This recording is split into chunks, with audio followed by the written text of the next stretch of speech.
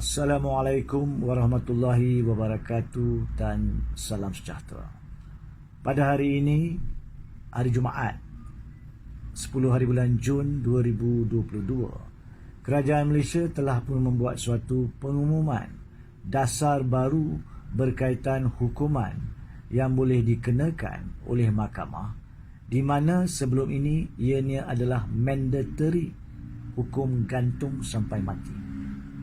Di mana sekarang ini kerajaan telah pun membuat polisi baru bahawa dalam setiap peruntukan kanun-kanun jenayah yang mengenakan hukuman mandatory gantung sampai mati akan diubah dan memberi budi bicara kepada mahkamah untuk memilih sama ada gantung sampai mati ataupun penjara seumur hidup. Kesemuanya terdapat 11 peruntukan jenayah yang meletakkan hukuman mandatory yang akan diubah selepas ini. Berdasarkan kepada itu, beberapa pihak telah pun menghubungi saya dan bertanyakan persoalan-persoalan lanjut berhubung perkara ini.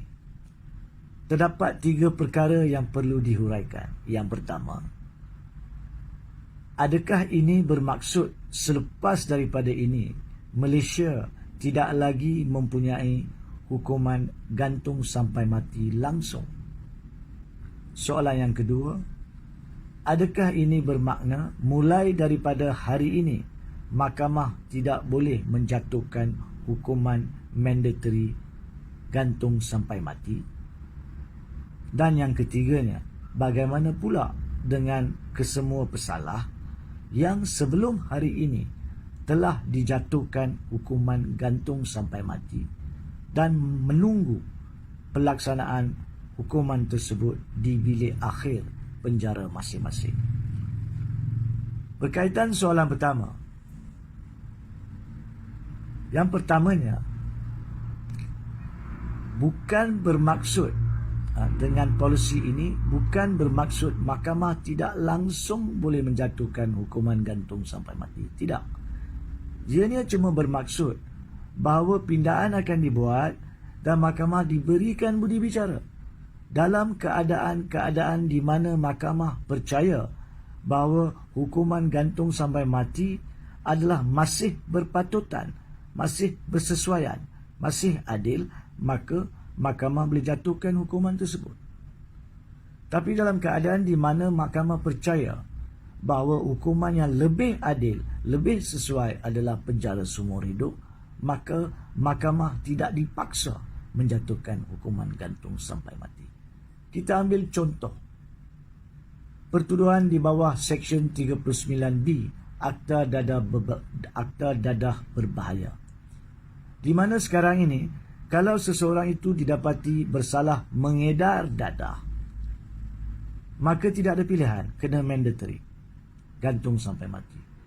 Tetapi dengan pindaan yang akan dilaksanakan, mahkamah boleh mengambil kira jumlah dadah yang dikatakan diedar itu, adakah ianya satu jumlah yang minimum atau adakah ianya satu jumlah yang berat, dan fakta-fakta lain, termasuk di mana ianya diedar, kepada siapa ianya diedar, siapa yang dikatakan mengedar.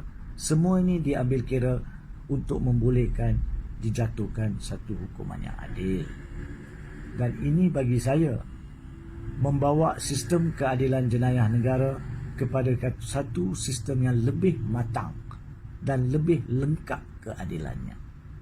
In fact, boleh dikatakan lebih Islamik, sebab di dalam Islam pun, melainkan dalam keadaan eye for an eye, tooth for a tooth, tidak boleh diambil nyawa orang sebagai hukuman. Dan dalam kes bunuh sekalipun, di dalam Islam boleh diabaikan hukuman gantung sampai mati sekiranya keluarga mangsa mengizinkan dengan gantian pampasan. Walaupun pindaan hukuman ini tidak secara langsung mengambil kira keseluruhan sistem perundangan Islam, tetapi ianya adalah lebih Islamik daripada dulu, iaitu tiada pilihan, kena hukum gantung sampai mati. Itu pertama. Yang keduanya, tidak bermaksud mulai pada hari esok ataupun hari Isnin yang akan datang, mahkamah kena serta-merta membuat pilihan tersebut. Kerana setiap polisi cuma menjadi undang-undang apabila pindaan-pindaan yang wajib dilakukan kepada peruntukan-peruntukan berkaitan yang ada. Jadi, saya yakin pejabat peguam negara akan secara serta-merta melibatkan diri dalam libat urus, mengkaji, meneliti dan mencadangkan pindaan yang perlu kepada peruntukan-peruntukan berkaitan. Seperti yang dinyatakan, terdapat 11 peruntukan yang menjadikannya mandatory untuk jatuhkan hukuman gantung.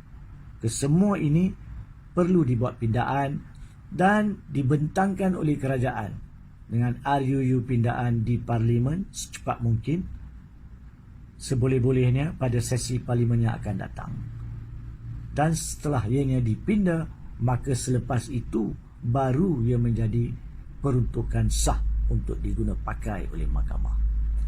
Yang ketiganya, untuk mereka-mereka yang telah didapati bersalah sebelum pada hari ini dan dijatuhkan hukuman gantung mandatory, maka cara seadilnya adalah untuk pihak berkuasa membuat representasi bagi pihak setiap mereka yang menunggu di bilik akhir ke lembaga pengampunan di bawah perkara 42 Perlembagaan Persekutuan, dan fakta tentang polisi baru kerajaan ini akan diambil kira semestinya oleh pihak lembaga pengampunan untuk menggantikan hukuman gantung sampai mati kepada hukuman penjara seumur hidup ataupun hukuman yang dirasai suai manfaat oleh lembaga pengampunan yang diterajui oleh kebawah duli yang di Pertuan Agong ataupun sultan-sultan di negeri masing-masing.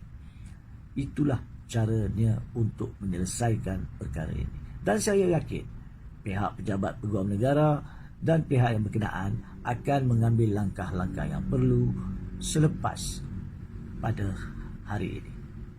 Sekian.